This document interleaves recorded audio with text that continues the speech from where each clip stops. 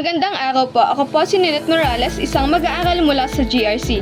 Isinasagawa ko po ang panayam na ito bilang bahagi ng aming proyekto tungkol sa paggamit ng wikang Filipino sa iba't ibang larangan o disiplina.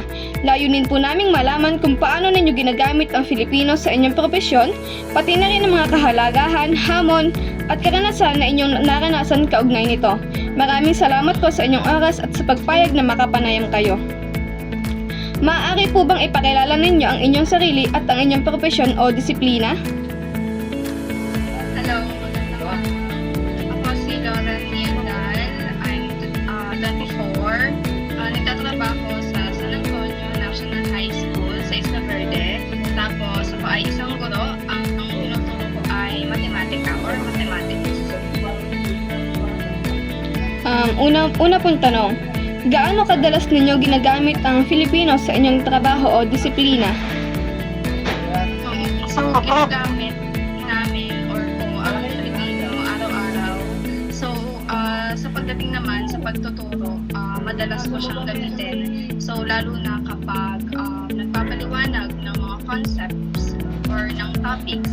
Kasi may mga parts na mas nauunawaan ng mga bata kung ipapaliwanag ko sa kanila ng Filipino. So, kapag na-establish na sa kanila yung concept in Filipino, dun ko pa lang ulit i-emphasize in English. So, kapag ganun yung pag-explain, mas naunawaan ng mga bata at mas nagiging comfortable sila. Mas nakakapag-express sila ng kanilang mga ideas. Ayan. Ikalawang tanong po, anong mga sitwasyon o gawain ang mas ginagamit ang Filipino?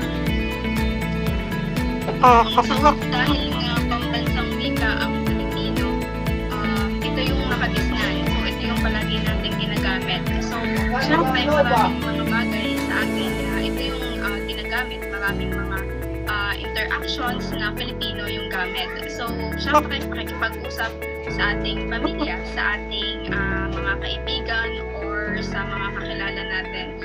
Also, kapag may mga interactions tayo outside, so halimbawa pagka bumibili ka sa mga tindahan or sa palengke, kapag sumasakay ka ng jeep, nagbabayad ng pamasahe, ayun, so maraming mga actions tayo or daily activities na talagang ginagamit natin ang wikang Filipino. So, even sa mga TV, mga news, balita ay Filipino din. Ayun.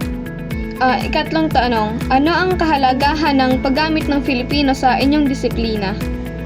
Everyday, sobrang importante. So, lalo na sa pagtuturo. So, yung Filipino kasi hindi lang naman siya masasalita. So, sabi ko nga siya yung ating pambansang wika. And isa din siyang tool para mas mapabilis yung pagkakaintindihan or pagkakaunawaan. So, yung ilan sa mga kahalagahan ko na syempre, mas mabilis yung communication. So, mas mabilis natin na-express yung mga bagay na gusto nating sabihin. And at the same time, mas mabilis din natin na ipaunawa yung mga gusto nating sabihin sa mga taong kausap natin. And mas mabilis natin na-explain yung mga bagay na gusto nating sabihin. Tapos, pagdating naman sa pagtuturo, especially sa math, mas na-explain natin yung concepts, mas na-ibigyang linaw, and mas nagiging interactive yung klase. Kasi kapag pure English ang ginamit natin sa pagtuturo ng math, maraming mga bata yung hindi masyadong nakakasunod kasi yung ibang words ay unfamiliar or first time nilang na-encounter. So, kailangan natin i-translate yun into Filipino para mas makapag-participate yung mga bata and mas maging meaningful yung conversation. And also, mas nagiging inclusive tayo kasi hindi naman nga lahat ay naiintindihan yung language na ginagamit natin. So, if ginagamit natin yung Filipino, mas nagiging inclusive tayo, mas nabibigyan natin ang opportunity yung ibang tao na maunawaan tayo sa kung ano yung mga gusto natin sabihin sa kanila. Ikaapat na tanong, ano ang mga hamon sa paggamit ng Filipino sa trabaho o akademya? Okay. So, bilang teacher nga ng math, bukod doon sa mga nabanggit ko kanina, nakahalagahan, hindi din naman natin na may itanggi na may mga struggles or yun nga, yung mga hamon sa paggamit ng Filipino. So dahil nga math yung subject na tinuturo ko, medyo mahirap dahil hindi lahat ng terms sa math ay may katumbas na salita sa Filipino. So may mga ibang words sa math or in English na walang mismong salin sa Filipino or kaya merong salin pero mas mahirap intindihin. So kaya madalas English talaga yung ginagamit sa pagtuturo. So may mga times naman na kahit mahirap, mas okay kung ita-Taglish. So combination siya ng Tagalog at saka ng English. So aside from that, isa rin talaga sa problem natin or yung struggle ay wala naman tayong enough resources para ma-support yung paggamit ng Filipino sa pagtuturo ng math. Kasi yung mga resources natin, yung mga books, even mga modules ay written naman siya in English. So wala tayong resources masyado or I'm not really sure pero ang alam ko ay wala tayong masyadong resources sa math na written in Filipino. Ayun, so kulang tayo sa mga resources din. Ikalimang tanong, mayroon bang mga teknolohiyang Filipino na ginagamit ninyo sa araw-araw? Sorry, terminology. Opo. Okay, thank you. Meron, dahil nga araw-araw naman ginagamit ang Filipino. So, kapag ka nakipag-usap sa family and also sa friends, so, maraming terms ng Filipino yung ginagamit. So, halimbawa, pag kakakain, so yun yung mga terms, kakain, aalis, uwi, ayun yung mga kalimitang terms ng Filipino na ginagamit dito sa bahay. Tapos kapag ka naman yung mga nag-feel, yung mga emotions, syempre nakakatuwa, nakakainis, ayun, yun yung mga words na usually or halos araw-araw ginagamit. Anong mga sitwasyon o gawain ang mas ginagamit ang Filipino? Sitwasyon, syempre yung pakikipag-usap. So, kapag nakikipag-usap tayo or nakikipagkapwa-tao, so Filipino yung ginagamit talaga natin. And then yung nabanggit ko nga kanina, yung mga daily activities natin, doon natin malimit or madalas ginagamit yung Filipino. Ano ang kahalagahan ng paggamit ng Filipino sa inyong disiplina? Madami. Unang-una, syempre, mas nagiging yung paggamit ng Filipino, nakakatulong siya sa pagtuturo ng math in a way na mas mabilis na ipaintindi sa mga bata kung ano ba yung mismo yung topic or ano mismo yung concept na gusto natin ipaintindi sa bata.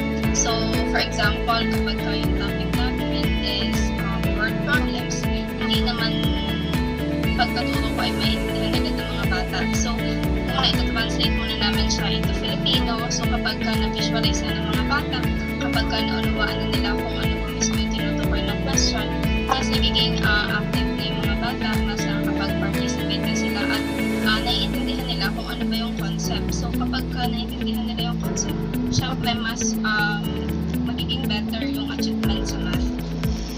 And, yan. So, yung first, mas nauunawaan ng mga bata yung topic.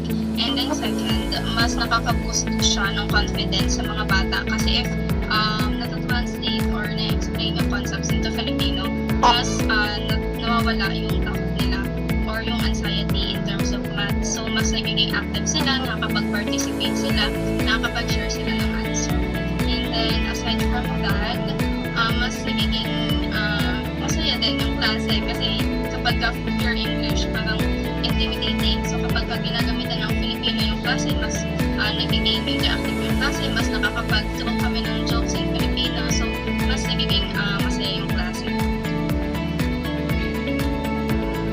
Ang sunod pong tanong ay, nakakaranas ba kayo ng kalituhan o hindi pagkakaintindihan kapag gumagamit ng Filipino sa technical o akademikong konteksto? Paano ninyo ito hinaharap?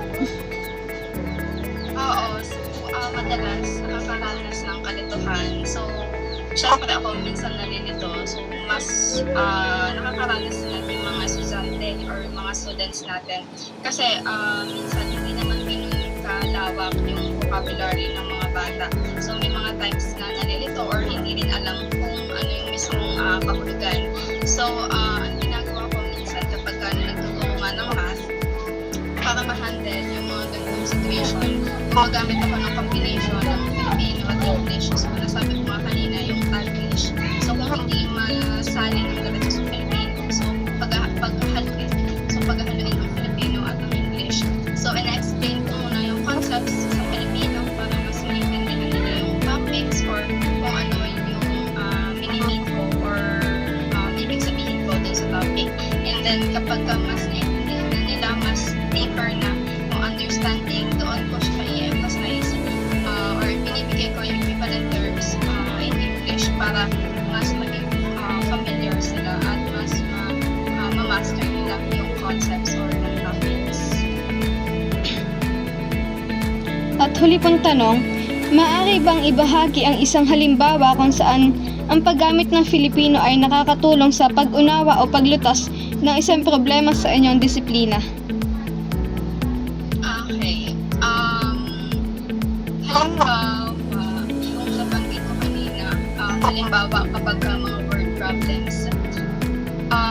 Pagka kasi sa math, yung mga word problems, hindi lang naman yung mathematics skills yung challenge sa mga bata. So, dahil nga in English, yung mga problems sa math, so aside from mathematical skills, na-challenge din yung kanilang comprehension in terms of English. Kasi ayun yung pinaka-struggle natin kapag English hindi nila naunawaan ano yung problem. So, kailangan natin i-explain sa kanila yun in Filipino. Kailangan i-word by word at kailangan i-emphasize ano ibig sabihin ng operations, ano yung mini-meaning ng problem. So, kailangan siya may explain in Filipino. So, dahil hindi naiintindihan ng mga bata. So, pagka na-explain na or na-translate na into Filipino, kapag nag-isa nila, okay, ganito siya isa-solve. So, mas nakaka-build ng foundation. So, kapag build na yung foundation ng problem, mas easy na sa kanila na i-solve yung problem. So, kapag na-solve na nila yung problem, ma-apply na nila yun sa mga other problems pa na pwedeng ibibigay sa kanila. Kasi nga, in the first problem na intindihan na nila in Filipino and in English, so ma-apply na nila yun sa next na problem or sa next na activity. So, kapag tinatranslate sa Filipino, mas na-visualize yung mga bata kung ano ba yung problem. So, kapag naintindihan nila ng maayos, mas solve nila yun.